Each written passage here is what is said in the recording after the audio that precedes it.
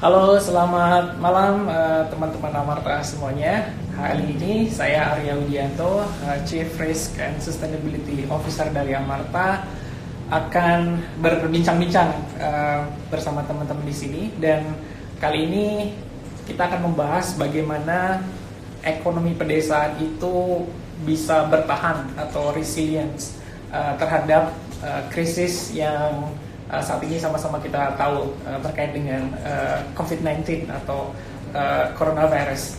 Nah, malam ini saya akan ditemani oleh Felicia. Jadi bersama-sama kita akan berdiskusi dan juga kami mengundang teman-teman semuanya kalau ada pertanyaan bisa langsung di chat agar kita bisa berdiskusi. Nah, sekarang saya mau coba invite Felicia dulu nih ke live. Nah, hai Felicia. Ini Hai. udah berapa sama Felicia? Hai Mas. Baik, panggilnya Mas atau Kak nih? Boleh, apa aja? Apa aja, Kak aja lah ya, biar lebih Sip. muda gitu ya. Ya. Oh, teman-teman semuanya, kita ngobrol bareng-bareng ya, seru-seruan aja, santai-santai aja ya di sini ya Mas ya.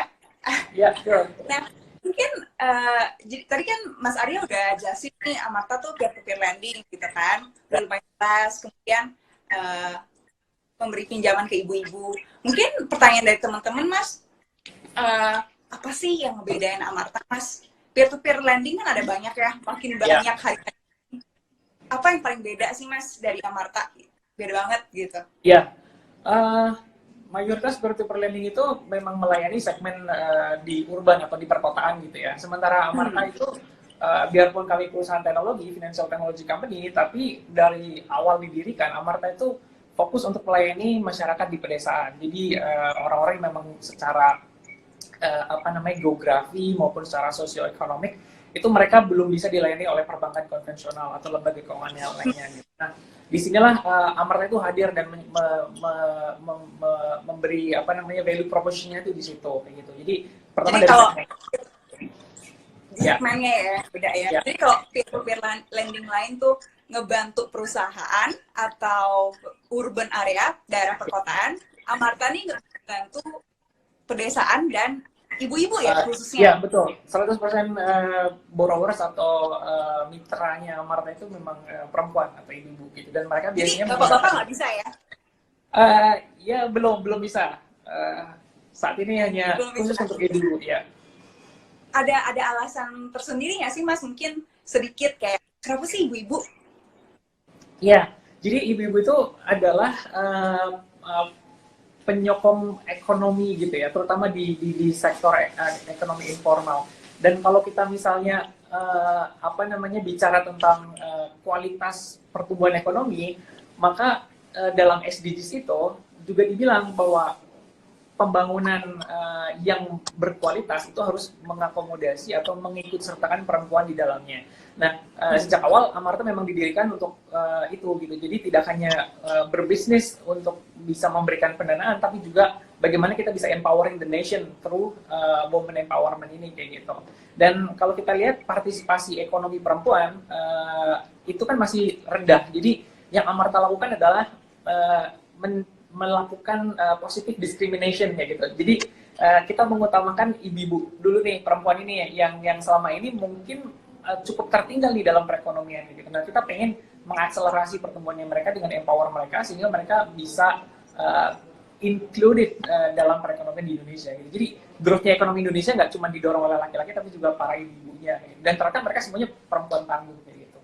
Karena selama ini ibu-ibu itu rada dipinggirkan gitu ya Mas ya, lebih Masnya karena mereka dulu gitu ya. Karena mereka bergerak di sektor ekonomi informal. Jadi kalau misalnya laki-laki bekerja di perusahaan atau menjadi karyawan, mereka kan mendapatkan bekerja di sektor formal. Jadi mereka mendapatkan slip gaji, mendapatkan benefits, tunjangan segala macam. Sehingga kalau mereka butuh pendanaan, misalnya pergi ke bank, itu bank akan lebih percaya kepada laki-laki karena laki-laki punya slip gaji, punya track record di perekonomian yang formal. Sementara perempuan, terutama ibu di desa, mungkin mereka jualan nasi uduk dengan hasil yang sama atau lebih besar daripada laki-laki. Tapi karena mereka bekerja di sektor informal, maka ketika mereka membutuhkan layanan perbankan itu akan cenderung lebih sulit karena mereka nggak punya kolateral, mereka nggak bisa menunjukkan income statement-nya mereka berapa, warung nasi uduknya nggak punya financial statement, nggak punya track record pembukuan yang baku. Nah itu yang menjadikan mereka itu excluded kayak gitu dalam perekonomian. Padahal kalau benar nggak sih Mas, kalau kata orang kalau ibu-ibu yang minjem uang itu dia lebih nggak enakan gitu loh untuk nggak bayar. Sedangkan kalau laki-laki itu, sorry ya, ini laki-laki yang lagi nonton, tapi kalau laki-laki itu kayak lebih ada apa ya, orang bilang moral hazardnya gitu. Ibu-ibu lebih nggak enak kayak aduh dosa. Iya. Nggak sih? Betul, terutama di pedesaan ya, kita menyebutnya social cohesion atau kohesi sosial. Jadi kalau misalnya ada satu orang peminjam yang dia nggak bayar misalnya, dia tuh malu kalau nggak bayar utang gitu, karena dia kan Ibu-ibu kenal gimana? kanan kiri kanan gitu. Jadi itu yang kita menyebutnya social cohesion. Dan disinilah sebenarnya opportunity-nya juga gitu. Jadi ketika mereka bisa saling menguatkan, mereka bisa saling berkumpul bersama-sama, mereka saling belajar.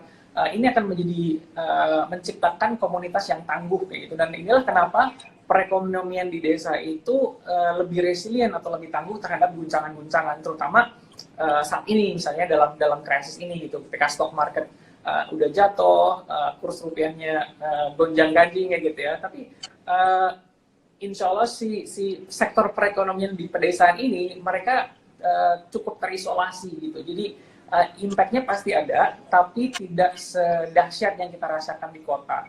Gitu. Nah itu juga Mas pertanyaan yang paling banyak ditanyain di live ini, kemudian yang nanya di IG aku kayak ibu-ibu ini tuh gagal bayar nggak sih kalau misalnya ya karena iya atau enggak Mas? Sejauh ini kita lihat ya, misalnya gini, kita bandingin lah dengan kita yang misalnya tinggal di Jakarta gitu ya. Kalau misalnya kita tinggal di Jakarta, mallnya tutup gara-gara social distancing atau lockdown atau apa, pasti kita stop belanja gitu kan? Karena itu sebenarnya bukan kebutuhan primer. Kita masih bisa beli baju bulan depan, kita masih bisa beli barang-barang kosmetik mungkin 2 bulan lagi gitu.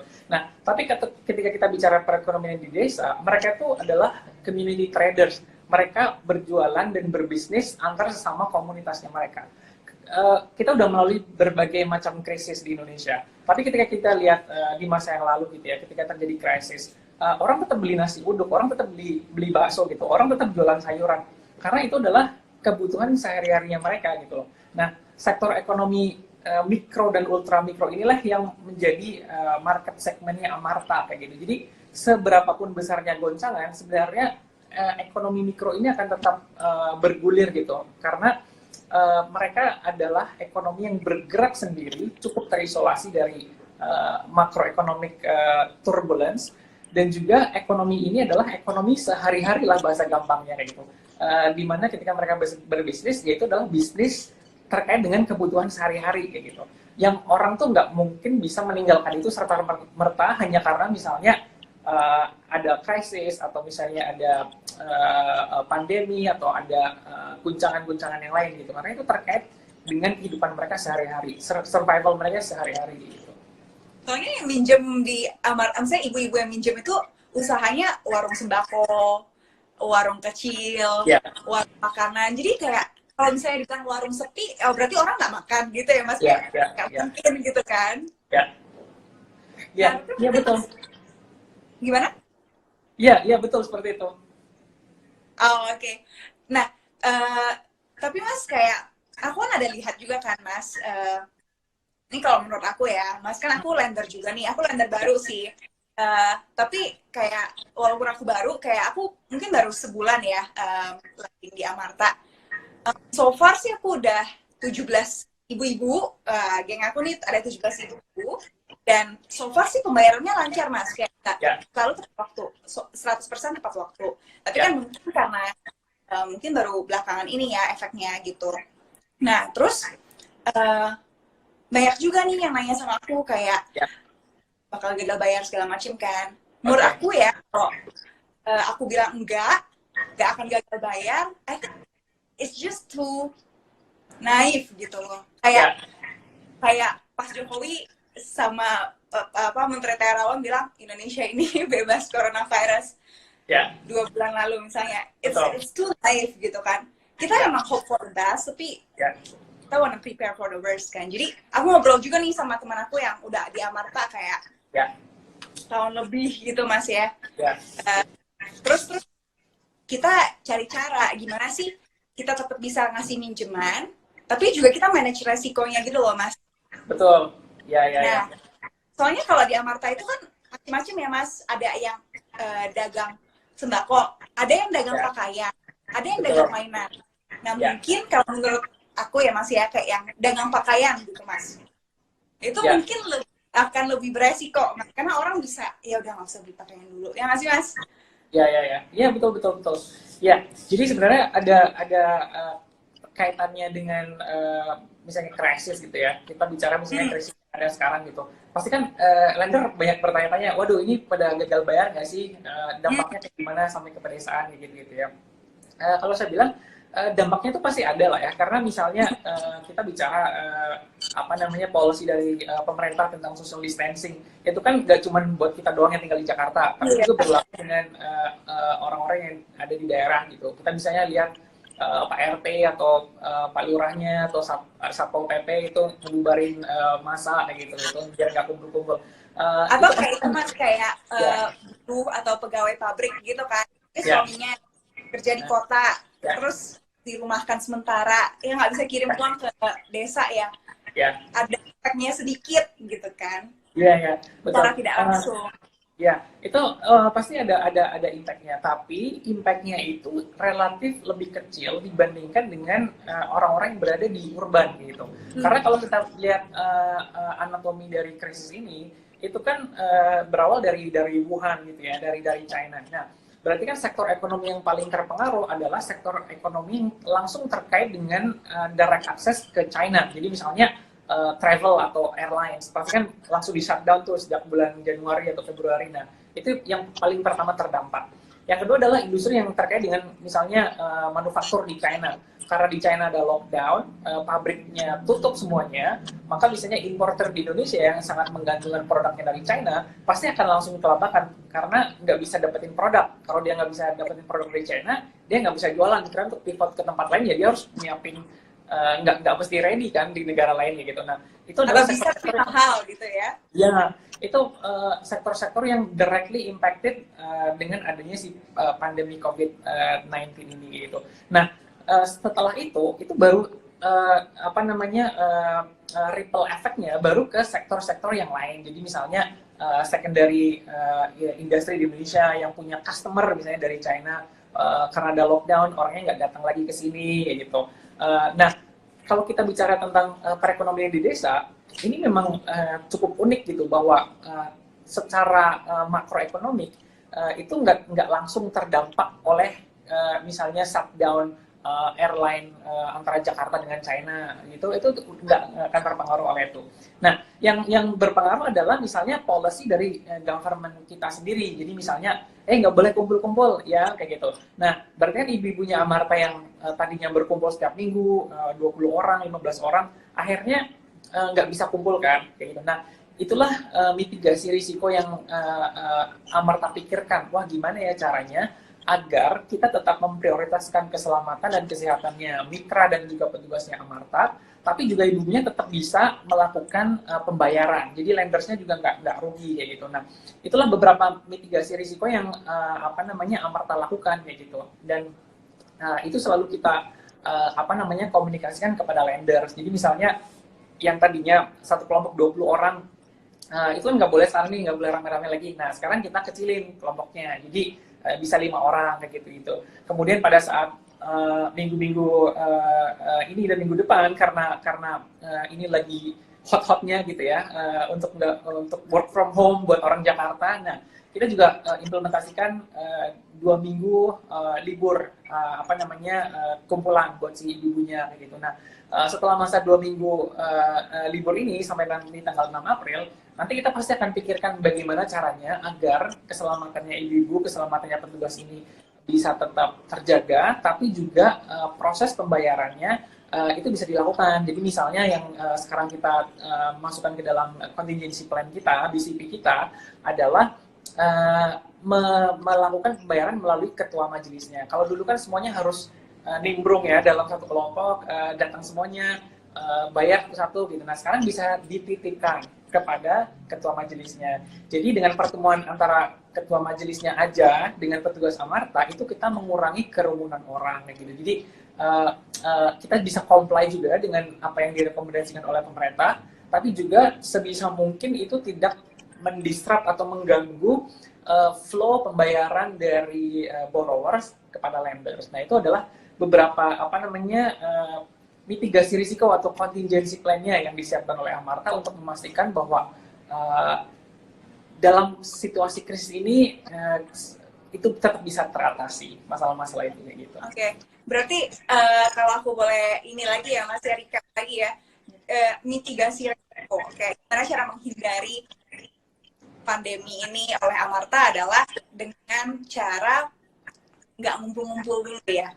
Ya, betul. Karena karena di Amarta itu kan setiap memberi pendanaan harus ngumpul dulu ya. Ngumpul ya, ada namanya majelis gitu ya Mas ya. Ya, betul. 1.012 orang. Karena katanya kalau satu nggak bayar, dilihat yang lain kan malu ya tadi katanya ya. Ya. That's why dia bikin grup gitu kan. Nah, ya, betul. Jadi grup ini akan tidak ngumpul dulu ya Mas selama berapa? 2 minggu ya Mas ya? 2 minggu, betul. Tidak ngumpul dulu selama 2 minggu. Dan nanti kalau misalnya ini masih berlanjut, itu kita ada alternatif lainnya, yaitu bisa dititipin dulu kepada ke ketua majelisnya. Jadi yang didatangin oleh petugas lapangannya Amarta adalah ketua majelisnya gitu. Jadi nggak perlu kumpul besar, tapi cukup one on one antara ketua majelis dengan petugas Amarta aja gitu. Nah, jadi itu bisa lebih secure atau lebih aman lah buat sisi lenders, sisi borrowers maupun petugasnya Amarta, dan lender juga tetap bisa menerima pembayarannya gitu. Mas, mungkin kayak kita boleh bahas tentang majelis ini sedikit lebih dalam, soalnya ini tuh agak unik. Mungkin cuma satu-satunya peer-to-peer lending yang seperti ini, jadi mungkin teman-teman kurang nangkep nih majelis tuh ngapain sih mereka ngumpul-ngumpul. Jadi di perkumpulan itu tuh kan ada orang dari Amarta kayak Mas, namanya apa? Business partner ya? Ya, business partner, betul. Ya. Nah, kayak orang dari Amarta gitu kan. Dan ada berapa ibu-ibu Mas? 12 apa 10? 15 ya, biasanya 15. Oh, rame ya Mas, makanya nggak boleh ngumpul-ngumpul ya. Nah, itu pas mereka ngumpul-ngumpul, majelis itu, perkumpulan itu, mereka tuh ngapain aja Mas pas perkumpulan itu? Ya, dalam perkumpulan ini kan ada proses di mana petugas lapangan Amarta itu datang ke perkumpulan majelis ini kayak gitu. Nah, disitulah terjadi proses, misalnya pas jadwalnya disbursement atau pencairan, kita lakukan pencairan di situ pada saat group meeting mingguan ini.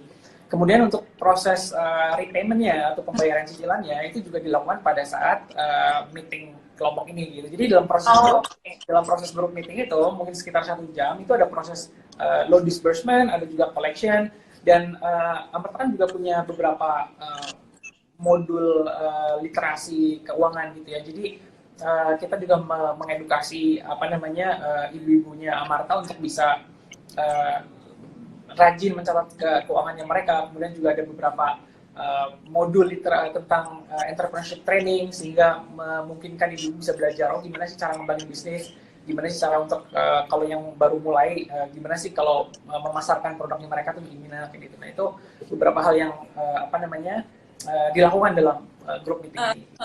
Jadi nggak hanya kasih dan ngumpulin uang, tapi juga ngajarin mereka banyak skill-skill baru ya? Ya, betul. Mas, berarti kalau misalnya ibu-ibu ini nggak ngumpul dalam 2 minggu, berarti tidak akan ada pencairan pendanaan? Ya. Dan tidak ada pembayaran pembayaran angsuran dari ibunya selama 2 minggu?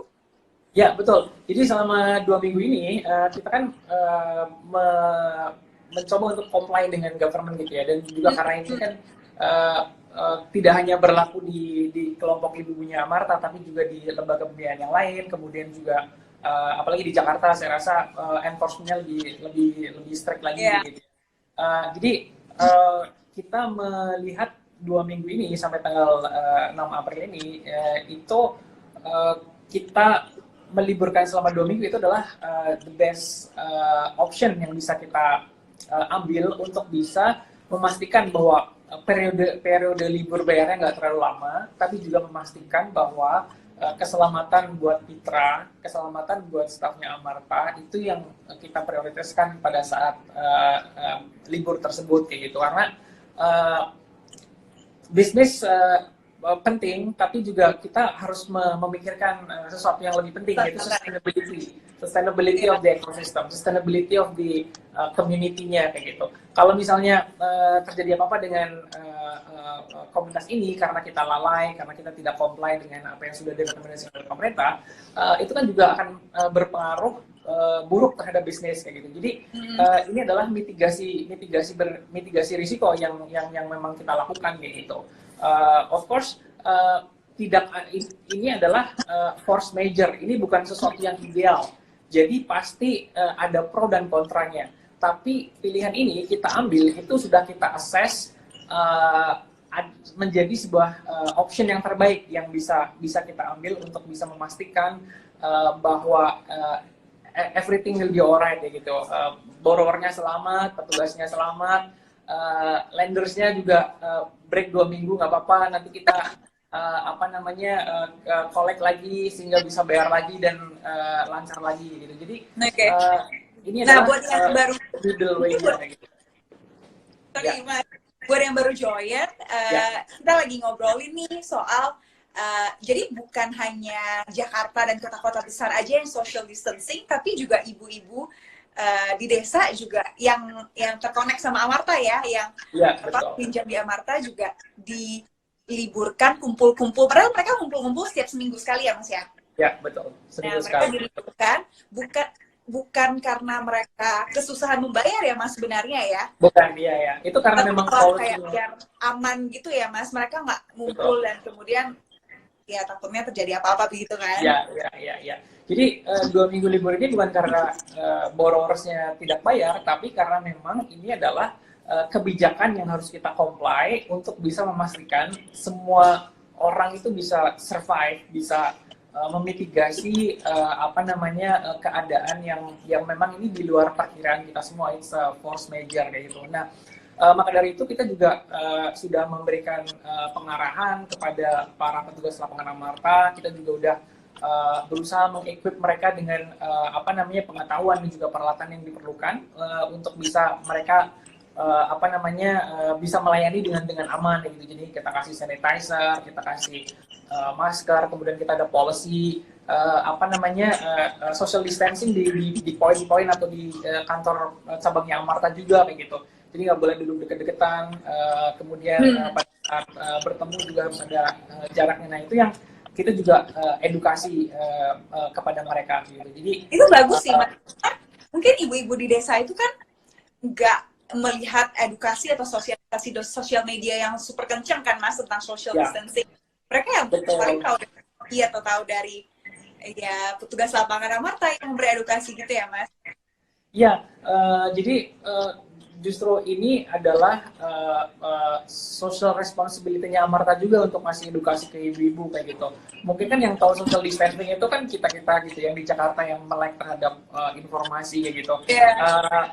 Sama gimana? Mereka kalau di desa gimana sih Mas? Nah, ya buat ibu tuh ya kita menjelaskan kepada merekanya ya betul. Jadi kadang-kadang mereka kan informasinya terbatas. Jadi banyak juga informasi-informasi yang hoax gitu ya, yang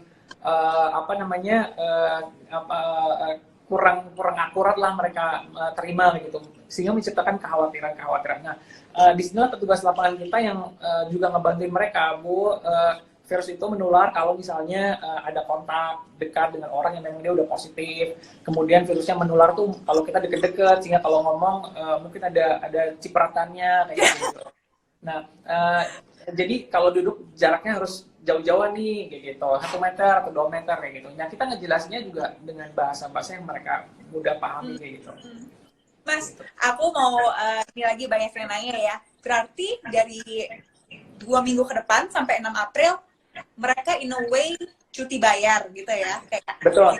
Ya. tidak bayar dulu. Tapi berarti setelah 6 April yang 2 minggu yang belum bayar ini apakah dihapuskan atau mereka akan bayar langsung di setelah 6 April tuh, Mas?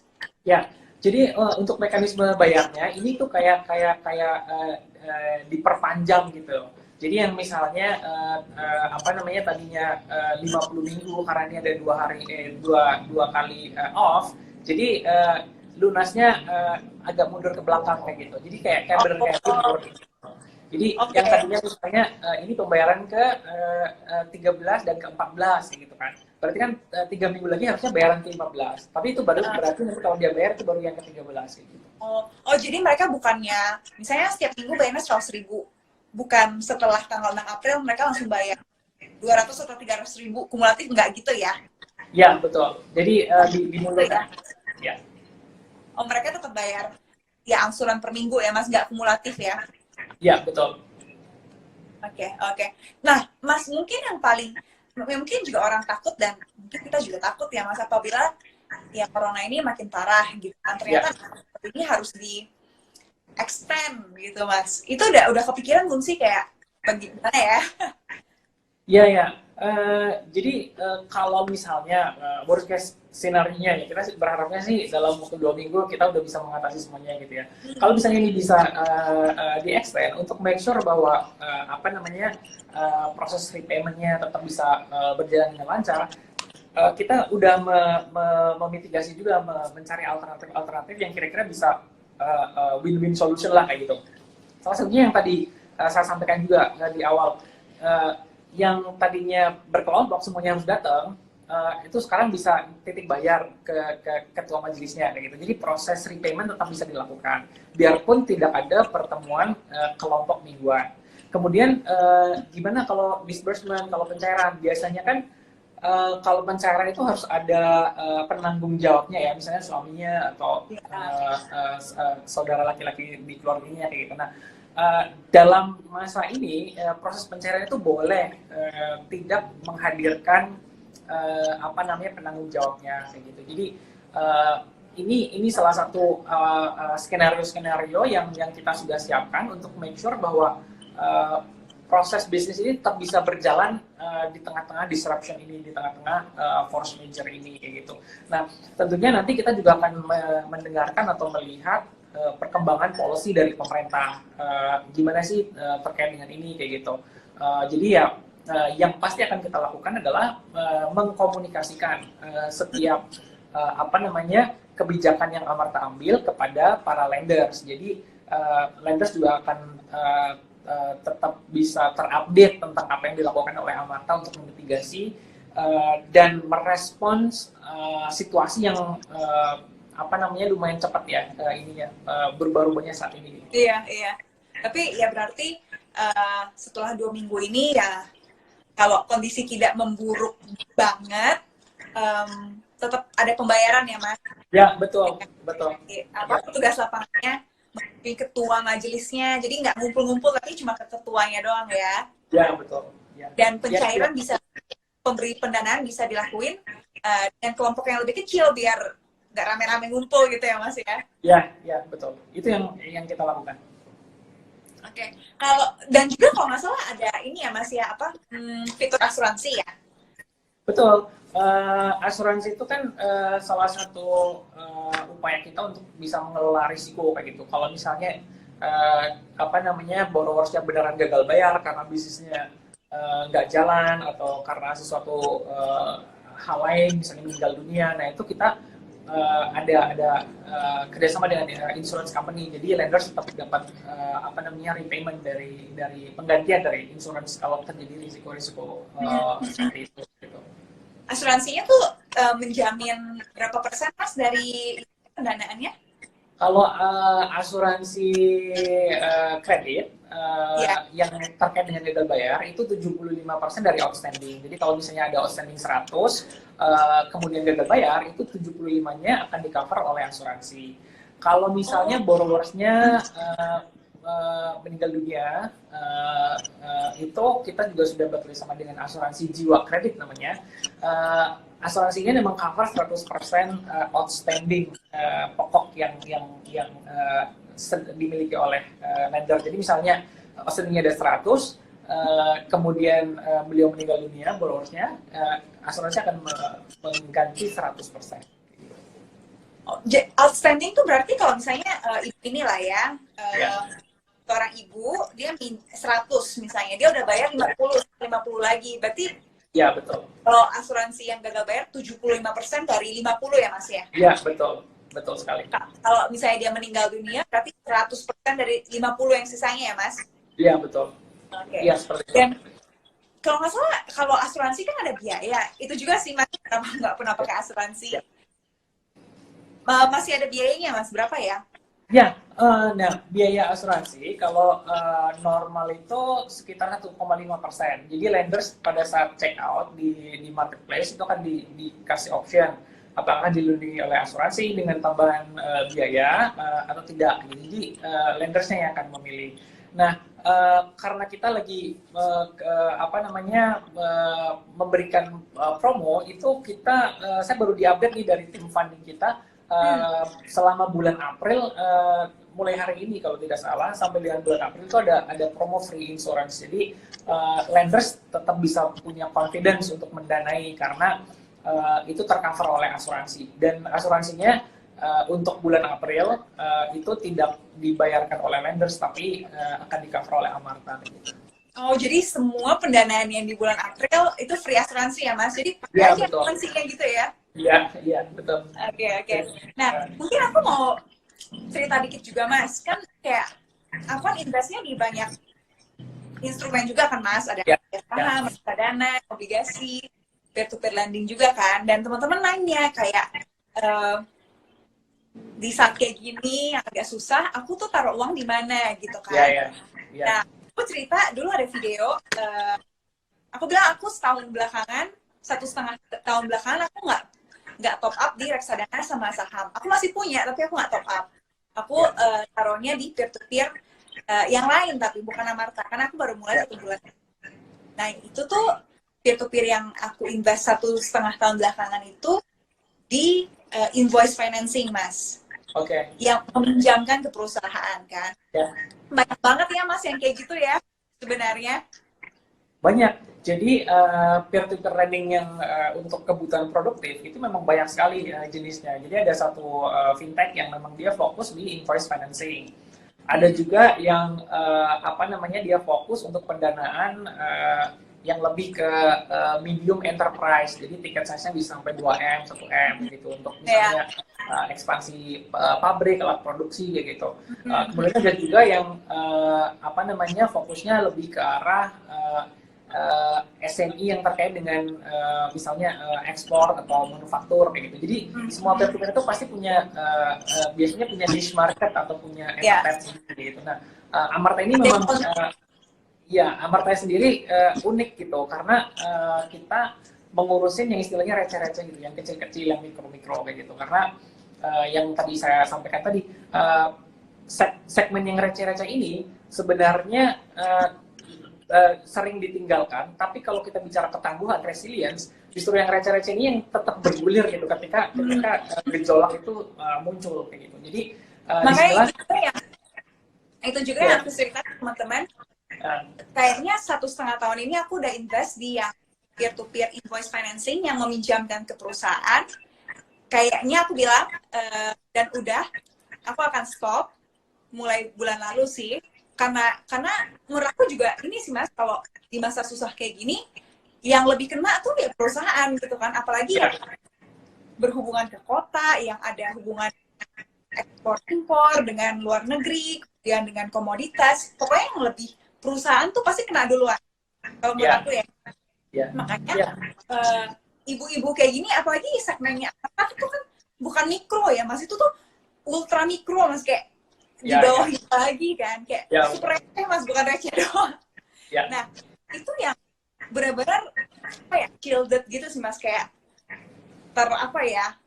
terlindungi, terisolasi. Karena mungkin kalau di pasar modal ya Mas ya, ketika masa krisis, saham yang paling dibuang kalau perbankan tuh Mandiri sama BNI. Karena mereka meminjamkan ke corporate, Mas, ke perusahaan. Nah, sedangkan BCA sama BRI biasanya tuh nggak sedibuang itu. Ya. Yang paling dibuang tuh pasti yang BNI atau Mandiri, karena mereka minjemnya ke perusahaan kan. Most of the loan tuh ke perusahaan. Dan kan kalau BCA, ya dia kan transactional banking lah ya. Udah, BCA sih beda cerita lah.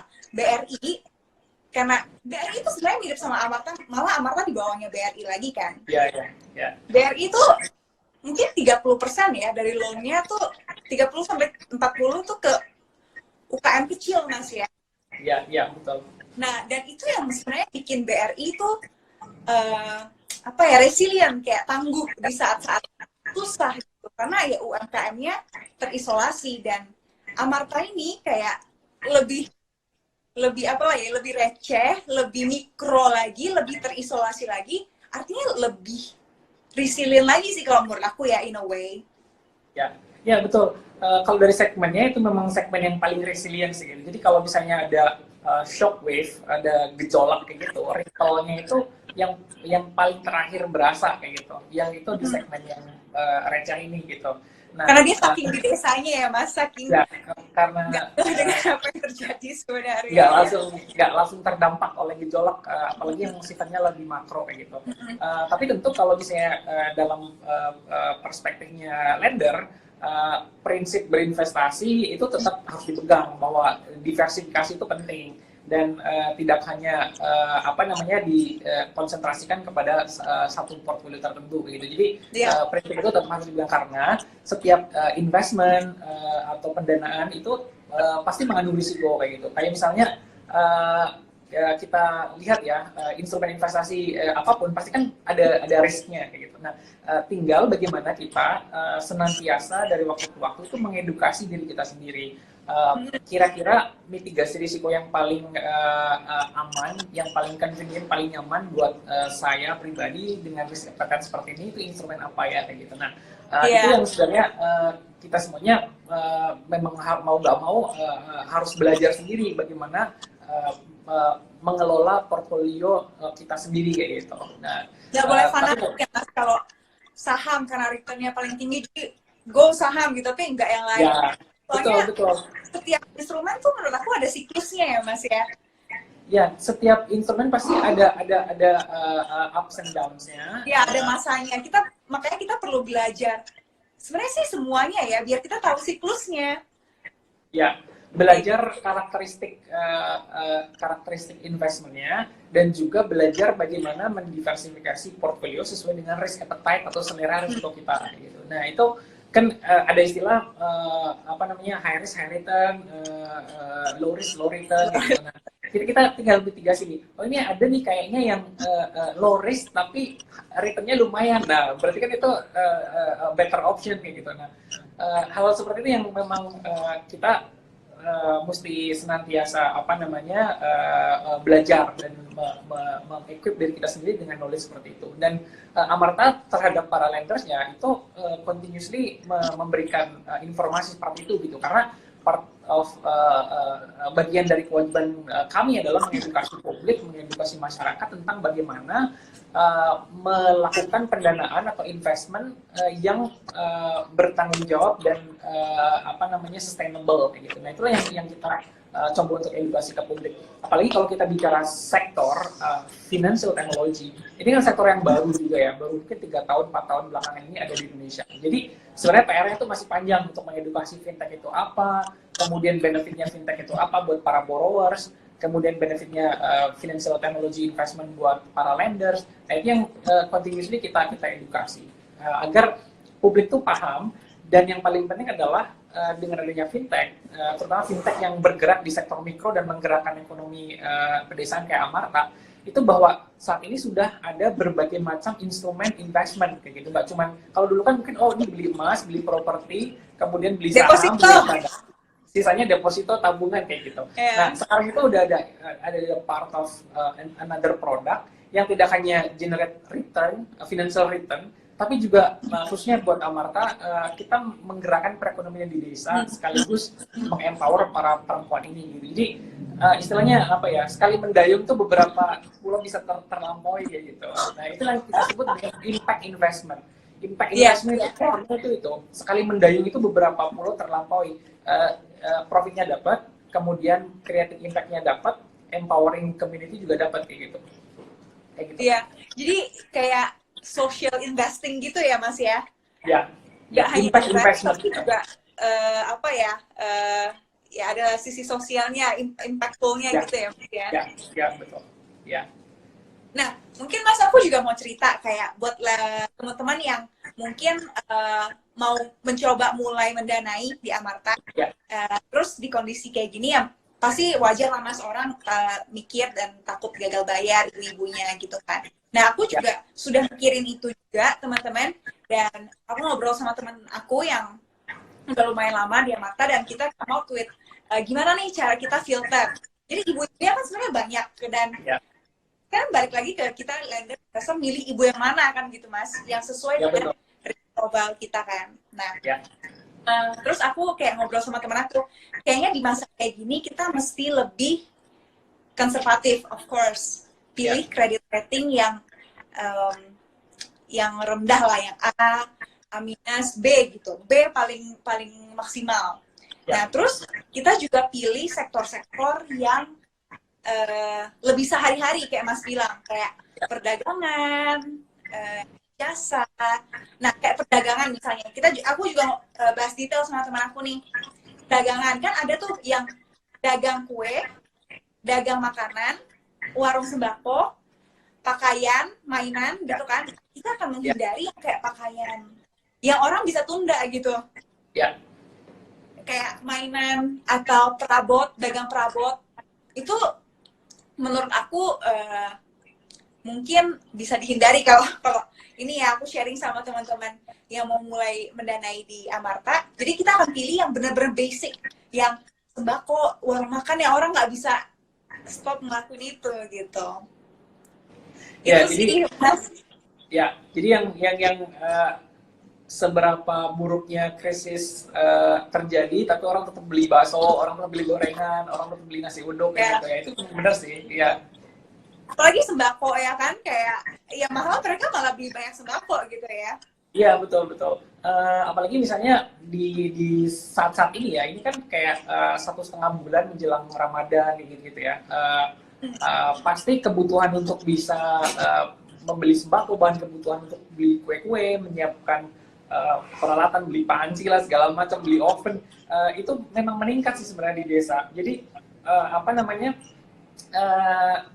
kita belum melihat bahwa krisis ini tuh langsung menghentikan perguliran perekonomian di desa. Tuh kita melihatnya sih belum sampai sejauh itu gitu ya.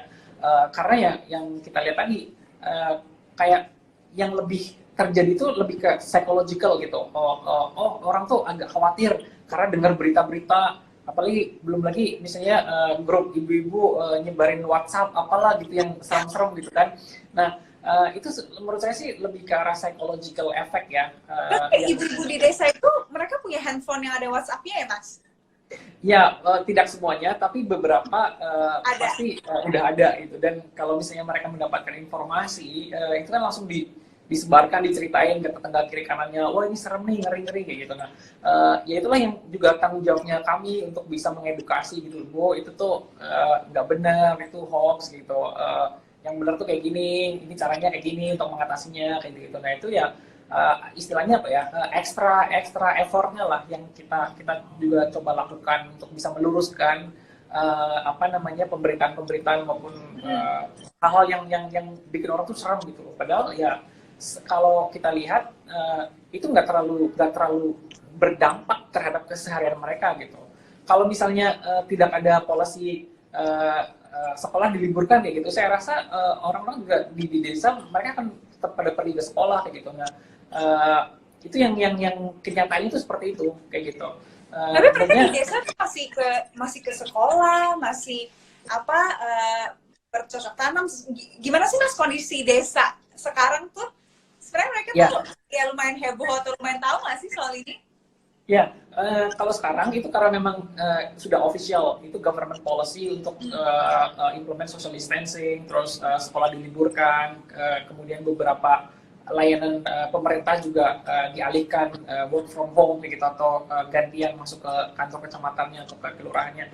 Itu udah mulai terlihat kayak oh sekarang udah lebih sepi nih anak-anak pada di rumah kayak gitu-gitu. Tapi aktivitas perekonomiannya itu tetap ada kayak gitu. Jadi misalnya yang jualan penjualan karena kan kalaupun tinggal di rumah dia tetap harus beli makan, beli sembako, beli minyak ke warung kayak gitu-gitu. Itu Mungkin karena tetap itu masih Mas, bisa. jadi tinggal di rumah kan, anak-anaknya nggak Ya, ngapa-ngapain, suaminya nggak ngapain, jadi lebih banyak makan Mas. Jadi mungkin dagang warung sembako atau dagang kue gitu bisa lebih laku juga kali ya. ya, ya itu bisa terjadi. Nah, mungkin nanti kita bisa lakukan riset ya, apakah justru work from home atau apa sih lockdown di rumah itu justru meningkatkan konsumsi, Iya, terutama yang benda-benda terkait tertentu gitu kan. makanan. Ya, Iya, iya, iya. kira-kira itu insight yang menarik sih. Mas, mungkin waktu kita tinggal 10 menit. Oke, Jadi mungkin kita mau ini ya address beberapa pertanyaan oke, boleh. dari ini banyak yang cinta banget sama tim lapangan Amarta. Nah, Mas, ada yang nanya nih kayak ini pertanyaan yang banyak ditanyain untuk fintech juga sih, kayak Amarta tuh untungnya dari mana sih? Kalau misalnya Amarta bangkrut, uang investor tuh hilang nggak? Selalu banyak banget yang nanya karena kan ya wajar aja sih Mas, kan padahal Amarta udah 10 tahun sih, udah lumayan lama sebenarnya ya. Ya, betul. Misalnya dilihat sebagai fintech yang baru gitu, yang ya belum melewati krisis yang banyak, jadi takutnya bangkrut terus uangnya hilang gitu loh Mas. Kalau dari revenue, Amarta itu kan mengambil fee ya, jadi misalnya borrowers bayar 100 ya gitu. Nah, yang dikasihkan ke lender kan 50, nah 50-nya itu bagiannya Amarta gitu. Jadi kayak split fee yang dibayarkan oleh borrowers, kita bagi dua antara lenders, kemudian Amarta kayak gitu. Jadi sustainable itu sih bisnis modelnya. Terus kalau masalah terkait dengan nanti kalau Amartanya bangkrut gimana ya gitu. Nah, sebenarnya konsep peer-to-peer lending kalau kita lihat secara legalnya itu adalah kontrak antara borrowers dengan lenders, antara pemberi dana dengan ibu-ibu ini sebagai penerima dana kayak gitu ya. Jadi secara legal Amarta itu hanya perantara di tengah-tengah. Artinya apa? Kalaupun Amarta ini nggak ada, ikatan hukum antara lenders dengan borrowers itu tetap ada. Maka dari itu, pada saat Amarta diberikan izin oleh OJK, Amarta adalah salah satu yang berizin ya, yang paling awal dapat izin dari OJK. Itu salah satu persyaratannya adalah bagaimana kalau Amarta berhenti beroperasi, mitigasi risikonya kayak gimana, ikatan legalnya gimana. Nah itu yang pertanyaan itu yang sebelum teman-teman menanyakan itu yang sudah ditanyakan oleh OJK pada saat kami submit mau mendaftar memohon perizinan. Jadi kita udah siapkan instrumen di mana ketika misalnya Amarta stop beroperasi itu tetap ada sebuah lembaga yang akan menyelesaikan arbitrase untuk menyelesaikan kewajibannya borrowers ini kepada lender. Jadi pihak yang ditunjuk oleh Amarta ini bisa berupa law firm, bisa berupa pihak ketiga yang dia akan bertindak atas nama Amarta pada saat misalnya proses likuidasi untuk memastikan bahwa kewajiban-kewajiban kepada lender itu tetap dibayarkan. Karena secara legal, kontraknya itu antara borrower dengan lender. Gitu. Jadi, kalaupun Amarta tidak ada, si borrower ini tetap memiliki kewajiban untuk membayarkan kepada lender. Nah, kewajiban inilah yang akan nantinya dibantu oleh pihak arbitrase ini atau law firm ini. Kayak gitu. Akan soalnya mungkin kan takutnya ini minjemin ke ibu-ibu di desa. Ya udah, misalnya itu desa mana gitu kan, nggak mungkin kita ke desa itu cari ibunya Bu. Ya betul. Itulah yang ada pihak yang akan istilahnya menagih lah ya. Ya betul. Dan itu adalah salah satu persyaratan untuk bisa mendapatkan izin.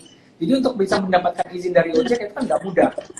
OJK nggak mungkin sembarangan memberikan izin kepada fintech. Bahkan yang nggak berizin yang ilegal itu nggak terdaftar itu kan semuanya di shutdown tuh. Kerjasama antara OJK, Satgas OJK dengan Kominfo itu semuanya pada di shutdown. Nah, khusus untuk fintech yang berizin itu persyaratannya tuh banyak banget gitu. Due diligence memastikan bahwa dia sanggup mengatasi berbagai macam krisis, modalnya cukup, kapabilitas pemimpinnya, kemudian para stafnya memiliki kemampuan yang cukup untuk bisa mengoperasikan ini, termasuk ketika menghadapi krisis. Jadi skenario nggak cuma positif skenario, oh kalau lagi good weather, kalau lagi cuacanya bagus bisa berjalan. Tapi kalau krisis gimana gitu. Nah, risiko-risiko ini udah ditanyakan dan udah kita presentasikan kepada OJK pada saat kita mengajukan izin, sehingga dari hasil asesmennya OJK mereka tuh confident, oh ini manajemennya bisa nih, capable, punya skill, punya expertise, kemudian infrastruktur sistemnya, kemudian secara keuangannya semuanya oke. Oh ini bisa nih, bisnisnya sustainable, marketnya sustainable, organisasinya sustainable, capitalnya sustainable, berarti ini boleh nih diberikan izin ya gitu. Nah prosesnya tuh panjang dan rigorous melalui berbagai macam. Teman-teman kayak ditekankan bahwa Amarta ini bukan hanya terdaftar ya Mas, tapi juga berizin. Berizin. Jadi fintech tuh yang ada yang ilegal nih semuanya kan. Kemudian kalau sudah terdaftar tuh sudah legal ya Mas ya. Ya. Nah di atas legal, di atas terdaftar tuh ada berizin ya Mas. Berizin betul. Karena terdaftar itu kalau terdaftar itu satu tingkat di atas yang lainnya gitu ya. Betul. Karena kalau terdaftar itu periodenya 1 tahun. Pada saat dia terdaftar dalam 1 tahun dia harus mengajukan izin gitu. Jadi periode terdaftar itu limited. Tapi kalau misalnya udah berizin itu unlimited karena dia udah permanent license gitu. Bedanya itu. Iya, iya. Dan kalau ngomongin Amarta dapat untung dari mana, aku tahu sih ini Amarta tuh mungkin salah satu fintech peer-to-peer lending yang bisnis modelnya paling menguntungkan sih dibandingkan peer-to-peer yang lain, benar ya Mas ya? Ya pertama karena kita tidak kita nggak burning money gitu lah. Jadi from day one kita udah generate revenue. Artinya apa? Kalau customernya ada dan bisnisnya masih running, itu pasti revenue akan tetap ada kayak gitu. Jadi sustainability of the business itu sangat penting bagi kami. Maka dari itu salah satu untuk menjaga market kita agar mereka tetap sustainable, tetap bisa jualan di tengah krisis segala macam. Itulah yang kita bekali bahwa kita punya modul literasi keuangan, kita punya modul entrepreneurship agar borrowersnya Amarta apapun yang terjadi mereka itu tetap tangguh kayak gitu. Makanya kita juga punya hashtag dan kompetisi tiap tahun namanya perempuan tangguh kayak gitu. Tangguh ya. Kita memastikan bahwa ibunya itu tetap resilient, tangguh dalam menghadapi apapun gitu ya. Ya, kalau misalnya krisis nih ya, jualan ayam gorengnya nggak laku karena sekolahan pada tutup. Dia besok pagi bisa-bisa udah jualan tempe sama sayur di pasar kayak gitu. Jadi ini yang kita itu diajarin ya Mas. Gitu. Ya itu yang actual case ya, yang terjadi gitu. Oh dulu dengan ayam goreng, sekarang udah jualan tempe sama sayur gitu. Itu karena mereka tangguh. Tangguhnya itu kenapa? Karena mereka kalau nggak jualan, mereka nggak makan gitu. Jadi poinnya itu bisnis receh, bisnis mikro itu seperti itu. Itu yang bikin mereka tangguh. Kalau buat kita mungkin punya online shop, tokonya nggak laku gitu, internetnya down segala macam, udah nangis, wah nggak bisa jualan gitu ya. Tapi kalau ibu-ibu dia ayamnya nggak laku, dia bisa jualan tahu lah, bisa jualan tempe, jualan sayur instantly gitu. Nah inilah yang kita kadang-kadang anggap remeh gitu, bahwa sesuatu yang receh, sesuatu yang di desa itu justru memiliki resiliensi ketika kita berhadapan dengan krisis kayak gitu. Mas, waktunya udah cukup juga ya, udah mau 1 jam. Oh iya, oke. Banyak. Seru banget ngobrolannya. Makasih teman-teman yang udah join dari awal. Makasih juga Mas Arya udah jelasin panjang lebar. Kita jadi tahu kayak ibu-ibu di desa tuh ngapain dan kayak gimana sih Amarta ini bisa bantu perempuan-perempuan, ibu-ibu tangguh ya untuk tetap resilient sama berjuang di kondisi yang susah seperti ini. Nah, menurut aku sih pribadi objektif aku bilang bahwa Amarta ini salah satu pilihan yang sangat bijak sih, investasi yang bijak di tengah masa krisis seperti ini, karena target marketnya tuh super resilient dan super mikro, super terisolasi, super hampir tidak terdampak lah dari krisis ini sih. Ya, Kayak gitu. betul. Thank you Felicia udah nemenin ngobrol-ngobrol ya. Thank you. To the next Terima time ya. kasih. Makasih See you, teman-teman. see you next time. Bye. See you. Terima kasih.